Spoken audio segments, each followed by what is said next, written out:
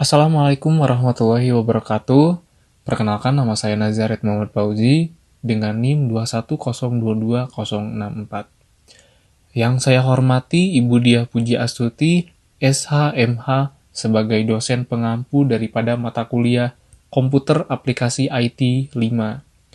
Dengan ini, saya izin untuk mempresentasikan sebuah PPT video yang saya ambil dari buku yang ditulis oleh Amalia Syauket Ratna Indisiari, Rahadi Budi Prayitno, Definitif Endriana Kartini Mendrova, dan Cornelia Evelyn Cabui. Dicetak pada 1 Februari 2024 dan diterbitkan, didistribusikan oleh CP Literasi Nusantara Abadi. Saya mengambil satu bab daripada buku ini untuk saya presentasikan. Maka dari itu, izinkan saya untuk mempresentasikan PPT ini dalam bentuk video yang saya upload di YouTube. Baik, langsung saja bab 1 dengan judul Konsep Dasar Komunikasi Politik. Lalu ke pendahuluan, komunikasi politik dapat dijabarkan sebagai suatu bentuk komunikasi yang memiliki tujuan untuk mencapai pengaruh tertentu di dalam suatu sistem politik. Dalam konteks ini, upaya komunikasi politik dilakukan dengan fokus pada pembahasan masalah-masalah yang dapat mengikat seluruh warga masyarakat melalui sanksi-sanksi yang telah ditetapkan bersama melalui lembaga publik. Lalu selanjutnya ada komunikasi menurut para ahli. Di sini salah satunya adalah Rus dan Adhoff, memberikan definisi yang menggambarkan komunikasi politik sebagai sebuah proses di mana informasi politik yang relevan didefinisikan dan disampaikan dari satu bagian sistem politik ke bagian lainnya, serta antara sistem sosial dengan sistem politik. Dengan kata lain, komunikasi politik menjadi sarana penting dalam mengalirkan informasi politik yang mempengaruhi berbagai aspek kehidupan masyarakat. Selanjutnya ada Gabriel Almond. Dia Komunikasi politik ini merupakan salah satu fungsi yang secara konsisten ada dalam setiap sistem politik. Proses komunikasi politik ini terjadi bersamaan dengan 6 fungsi lainnya, yakni sosialisasi dengan rekrutmen politik, artikulasi kepentingan, agregasi kepentingan pembuatan peraturan, aplikasi peraturan, dan edukasi peraturan. Selanjutnya, ada politik dan komunikasi. Seseorang yang terlibat dalam bidang komunikasi politik dihadapkan pada tantangan yang rumit, mengingat bahwa komunikasi dan politik merupakan dua paradigma yang memiliki perbedaan mendasar. Di satu sisi, komunikasi dipahami sebagai suatu proses pertukaran pesan antara individu yang terlibat dalam interaksi. Di sisi lain, politik diartikan sebagai kegiatan terorganisir yang memiliki tujuan yang telah diatur secara sistematis oleh individu, kelompok, dan masyarakat.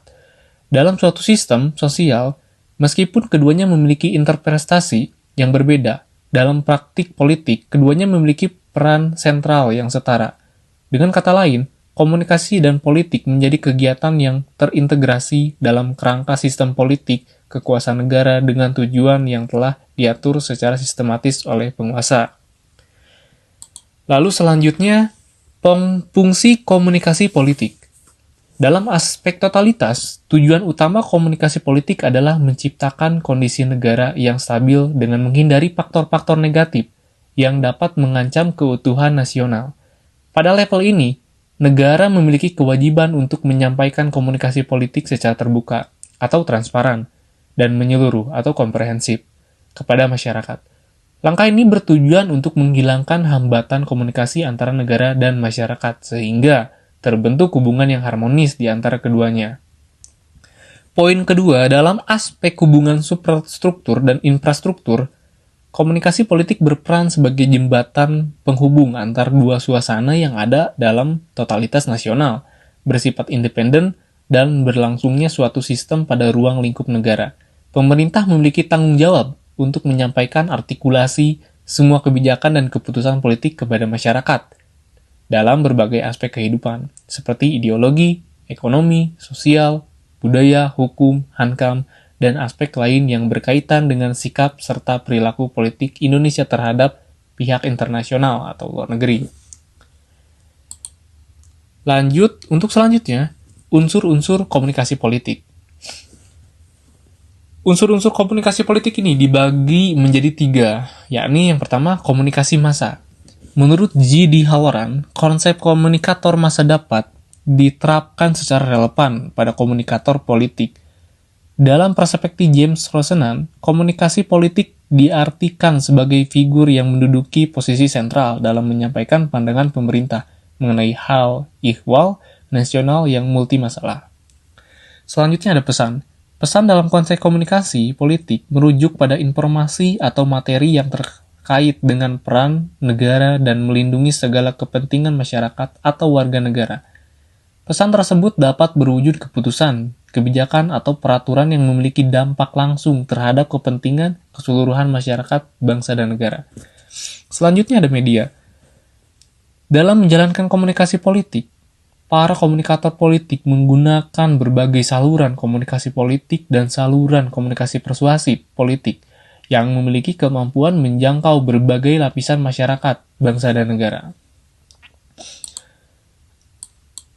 Lalu, selanjutnya, hubungan sistem politik dan sistem komunikasi. Sistem politik dan sistem komunikasi, dua entitas kompleks dan struktur sosial manusia, senantiasa berjalan beriringan serta terjalin dalam suatu keterkaitan yang erat. Untuk memahami interkoneksi di antara keduanya, perlu memahami bahwa suatu sistem dalam konteks ini, sistem politik, bukanlah entitas tunggal, melainkan sekumpulan unsur atau subsistem yang saling berinteraksi, membentuk suatu kesatuan yang lebih besar. Dalam konteks ini, mekanisme menjadi penting untuk menjaga keseimbangan dan berjalannya suatu sistem politik. Setiap struktur politik perlu berinteraksi dengan struktur politik lainnya berdasarkan fungsi khusus yang dimiliki oleh masing-masing struktur tersebut. Lalu diakhiri dengan kesimpulan. Oleh karena itu, dapat disimpulkan bahwa komunikasi politik adalah suatu proses di mana pesan-pesan politik disampaikan dari pihak yang berkomunikasi kepada pihak penerima, dengan tujuan mempengaruhi sikap, opini, atau perilaku penerima pesan. Fenomena ini menjadi objek penelitian yang terus menarik perhatian dalam setiap struktur politik karena peran sentral yang dimainkan oleh komunikasi politik. Dalam konteks sistem politik, komunikasi politik menjadi kunci dalam seluruh tahapan proses politik, mencakup pembentukan kebijakan, pelaksanaan kebijakan, hingga evaluasi kebijakan. Dengan demikian, komunikasi politik bukan hanya menjadi sarana penyampaian pesan, tetapi juga menjadi elemen esensial yang membentuk dinamika dan arah kebijakan dalam konteks politik sebuah negara. Terima kasih Ibu dosen pengampu telah mendengarkan video PPT saya. Saya akhiri, wassalamualaikum warahmatullahi wabarakatuh.